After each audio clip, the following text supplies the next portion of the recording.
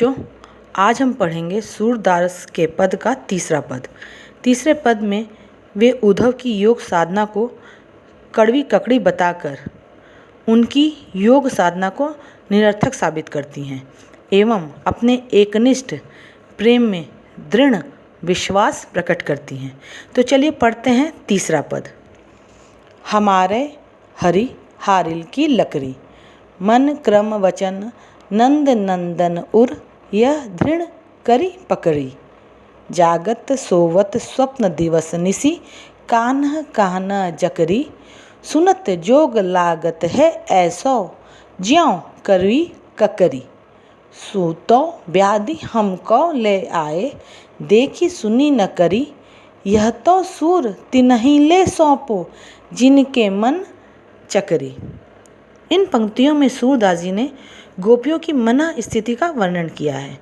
वे श्री कृष्ण के प्रेम में इस प्रकार डूबी हुई हैं कि दिन रात सोते जागते, यहाँ तक कि स्वप्न में भी श्री कृष्ण के नाम की रट लगाए रहती हैं। वे श्री कृष्ण को मन क्रम और वचन से अपने हृदय में बसाए हुए हैं। उन्हें श्री कृष्ण के बिना संसार सूना लगता है। एक वाक्य में अगर कहा जाए तो इन पंक्तियों में गोपियों के एकनिष्ठ प्रेम की अभिव्यक्ति हुई है।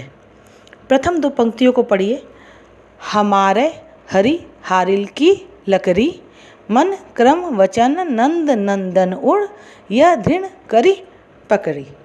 हारिल एक पक्षी का नाम है जो अपने पैरों में सदैव एक लकड़ी पकड़े रहता है।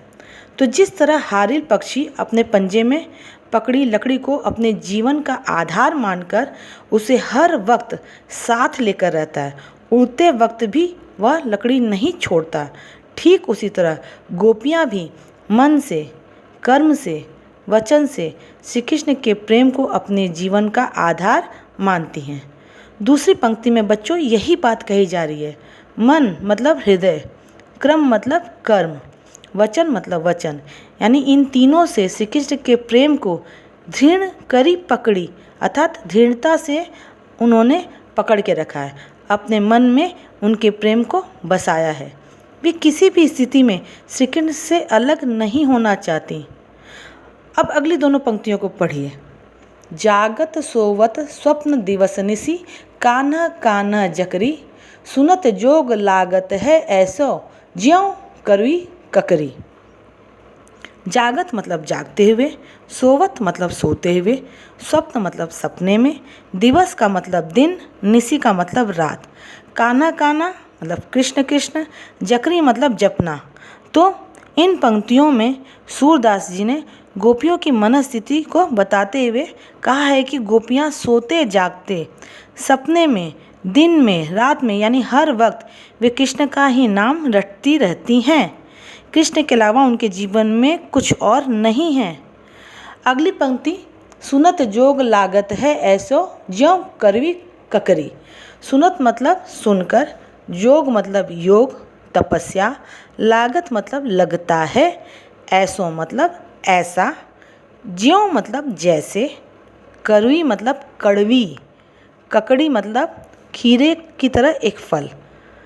तो इन पंक्तियों में गोपियों ने योग साधना को कड़वी ककड़ी कहा है। उन्हें योग अरुचिकर लगता है। उनके समक्ष योग का कोई स्थान नहीं। श्री कृष्ण के प्रेम की जगह योग कभी नहीं ले सकता, क्योंकि गोपियों को यह अरुचिकर कड़वी ककड़ी की तरह लगता है। अब अंतिम दो पंक्तियों को पढ़िए।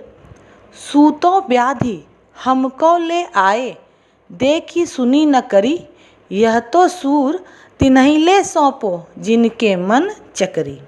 सु अर्थात तुम, तो मतलब तो, व्याधि मतलब रोग, हमको मतलब हमारे लिए, ले आए मतलब ले आए, देखी सुनी न करी अर्थात जिसे न देखा न कभी सुना न जाना, करी का मतलब भोगना न भोगा।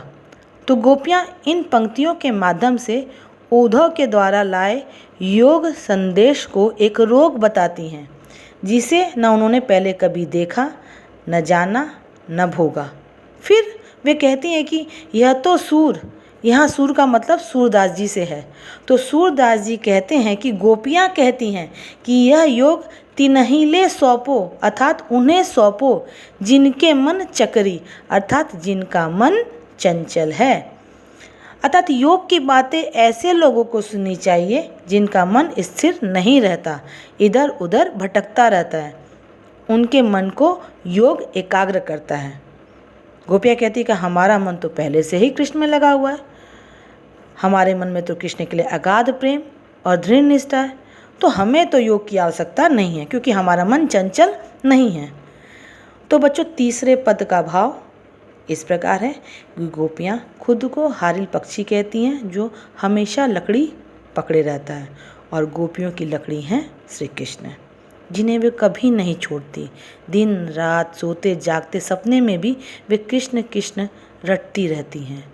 योग गोपियों के लिए कड़वी ककड़ी के समान है, एक रोग के समान है जो उन्हें अच्छा नहीं लगता, जो अरुचिकर लगता है, जिसके बारे में जो उन्होंने कभी नहीं सुना।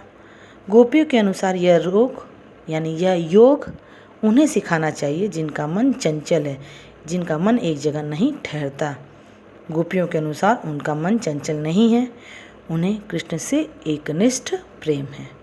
तो बच्चों, तीसरा पद आप लोगों को समझ में आ गया होगा। ठीक से इसे पढ़िए, समझिए। अगर कोई मुश्किल हो तो मुझसे ज़रूर पूछिए। आज के लिए बच्चों इतना ही। खुश रहिए, स्वस्थ रहिए, सुरक्षित रहिए।